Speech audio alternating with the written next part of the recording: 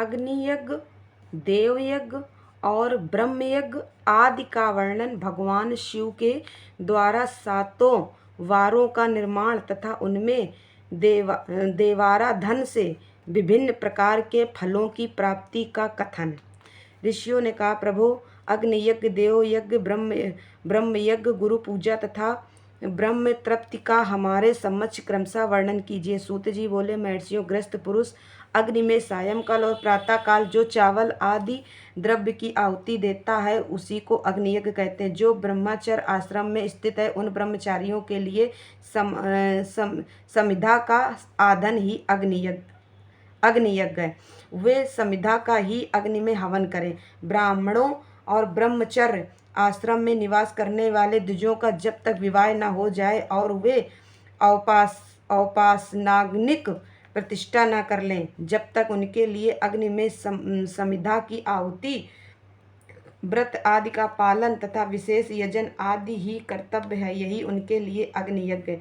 द्विजों जिन्होंने ब्रह्मा अग्नि को विसर्जित करके अपने आत्मा में ही अग्नि का आरोप कर लिया है, ऐसे वान प्रस्थियों और सन्यासियों के लिए यही हवन या अग्नि यज्ञ है कि वे विहित समय पर हितकर और परिमित और पवित्र अन्न का भोजन कर ले। ब्राह्मणों सायंकाल अग्नि के लिए दी हुई आहुति संपत्ति प्रदान करने वाली होती है, ऐसा जानना चाहिए, और प्रातःकाल सूर्य देव को दी हुई आहुति आयु की वृद्धि करने वाली होती है।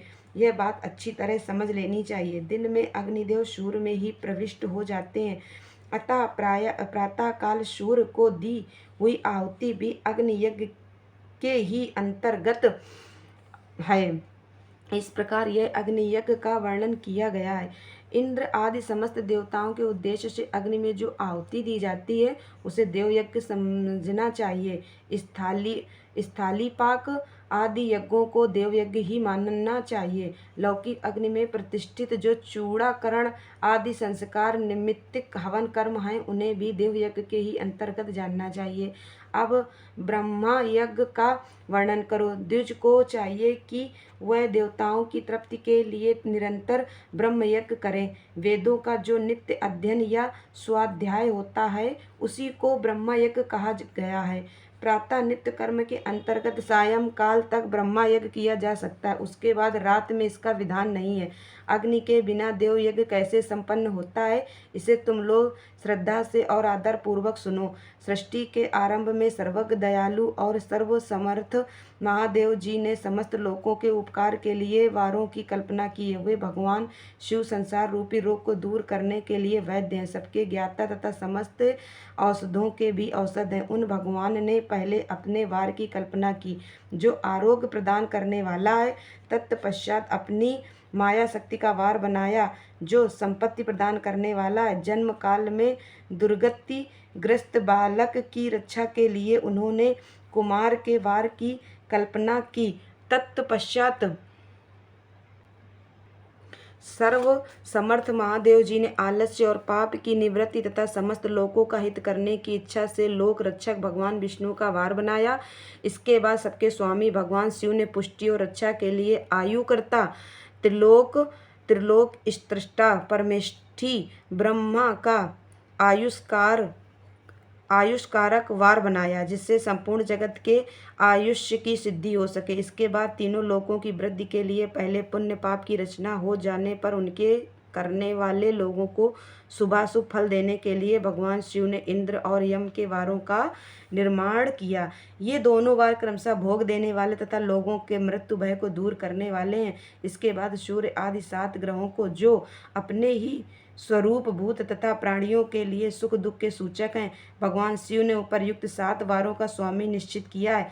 वे सब के सब ग्रह नक्षत्रों के ज्योतिर्मय मंडल में प्रतिष्ठित हैं। शिव के वार या दिन के स्वामी सूर्य हैं, शक्ति संबंधी वार के स्वामी सोम हैं, कुमार संबंधी दिन के अधिपति मंगल हैं, विष्णु वार के स्वामी बुध हैं और ब्रह्मा जी के वार के अधिपति बृहस्पति हैं। इंद्रवार के स्वामी शुक्र और यमवार के स्वामी शनैश्चर हैं। अपने अपने वार में ही हुई उन देवताओं की पूजा उनके अपने अपने फल को देने वाली होती है। सूर्य आरोग्य और चंद्रमा संपत्ति के दाता हैं। मंगल व्याधियों का निवारण करते हैं, बुद्धि पुष्टि देते हैं, बृहस्पति आयु की वृद्धि करते हैं, शुक्र भोग देते हैं और शनैश्चर मृत्यु का निर्माण करते हैं। ये 7 वारों के क्रमशः फल बताए गए हैं जो उन देवताओं की प्रीति से प्राप्त होते हैं। अन्य देवताओं की पूजा का फल देने वाले भगवान शिव ही हैं। देवताओं की प्रसन्नता के लिए पूजा की 5 प्रकार की ही पद्धति बनाई गई है। उन देवताओं के मंत्रों का जप यह पहला प्रकार है। उनके लिए होम करना, दूसरा दान करना, तीसरा तथा तप करना चौथा प्रकार है। किसी वेदी पर, प्रतिमा में, अग्नि में अथवा ब्राह्मण के शरीर में आराध्य देवता की भावना करके 16 उपचारों से उनकी पूजा या आराधना करना पांचवा प्रकार है। इनमें पूजा के उत्तरोत्तर आधार श्रेष्ठ है। पूर्व के अभाव में उत्तरोत्तर आधार का अवलंबन करना चाहिए। दोनों नेत्रों तथा मस्तक के रोग में और कुष्ठ रोग की शांति के लिए भगवान सूर्य की पूजा करके ब्राह्मण को भोजन कराएं। तदनंतर 1 दिन, 1 मास, 1 वर्ष अथवा 3 वर्ष तक लगातार ऐसा साधन करना चाहिए।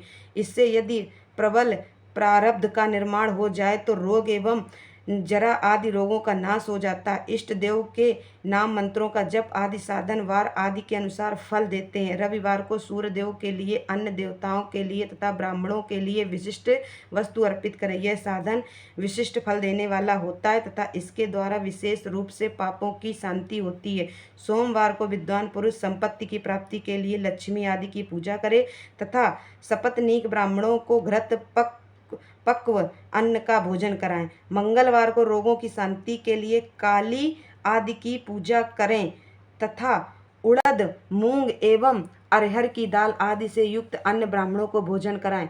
बुधवार को विद्वान पुरुष दधियुक्त अन्न से भगवान विष्णु का पूजन करें।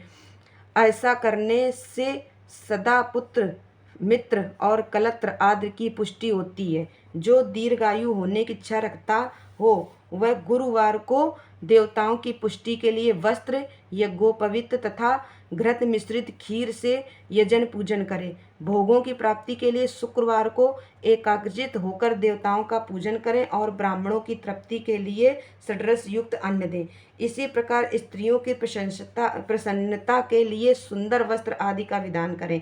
शनैश्चर अपमृत्यु का निवारण करने वाला है। उस दिन बुद्धिमान पुरुष रुद्र आदि की पूजा करे। तिल के होम से, दान से देवताओं को संतुष्ट करके ब्राह्मणों को तिल मिश्रित अन्न भोजन कराएं। जो इस तरह देवताओं की पूजा करेगा वह आरोग्य आदि फल का भागी होगा। देवताओं के नित्य पूजन, विशेष पूजन, स्नान, दान, जप, होम तथा ब्राह्मण तर्पण आदि एवं रवि आदि वारों में विशेष स्थिति और नक्षत्रों का योग प्राप्त होने पर विभिन्न देवताओं के पूजन में सर्वज्ञ जगदीश्वर भगवान शिव ही उन देवताओं के रूप में पूजित हो सब लोगों को आरोग्य आदि फल प्रदान करते हैं। देश, काल, पात्र, द्रव्य, श्रद्धा एवं लोक के अनुसार उनके तारतम्य क्रम का ध्यान रखते हुए महादेव जी आराधना करने वाले लोगों को आरोग्य आदि फल देते हैं। शुभ मांगलिक कर्म के आरंभ में और अशुभ अंत्येष्टि आदि कर्म के अंत में तथा जन्म नक्षत्रों के आने पर ग्रस्त पुरुष अपने घर में आरोग्य आदि की समृद्धि के लिए सूर्य आदि ग्रहों का पूजन करें। इससे सिद्ध है कि देवताओं का यजन संपूर्ण अभीष्ट वस्तुओं को देने वाला है। ब्राह्मणों का देव यजन कर्म वैदिक मंत्र के साथ होना चाहिए। यहाँ ब्राह्मण शब्द क्षत्रिय और वैश्य का भी उपलक्षण है। शूद्र आदि दूसरों का देवयज्ञ तांत्रिक विधि से होना चाहिए। शुभ फल की इच्छा रखने वाले मनुष्य को सातों ही दिन अपनी शक्ति के अनुसार सदा देव पूजन करना चाहिए। निडर मनुष्य तपस्या, व्रत आदि के कष्ट सहन द्वारा और धनी धन के द्वारा देवताओं की आराधना करे। वह बार बार श्रद्धापूर्वक इस तरह के धर्म का अनुष्ठान करता है और बारंबार पुण्य लोक में नाना प्रकार के फल भोगकर पुनः इस पृथ्वी पर जन्म ग्रहण करता है। धनवान पुरुष सदा भोग सिद्धि के लिए मार्ग में वृक्षादि लगाकर लोगों के लिए छाया की व्यवस्था करे। जलाशय, कुआं, बावली और पोखरे बनवावे। वेद शास्त्रों की प्रतिष्ठा के लिए पाठशाला का निर्माण करे तथा अन्यान्य प्रकार से भी धर्म का संग्रह करता रहे। धनी को यह सब कार्य सदा ही करते रहना चाहिए। समयानुसार पुण्य कर्मों के परिपाक से अंतःकरण शुद्ध होने पर ज्ञान की सिद्धि हो जाती है। जो इस अध्याय को सुनता पढ़ता अथवा सुनने की व्यवस्था रखता है उसे देव यज्ञ का फल प्राप्त होता है।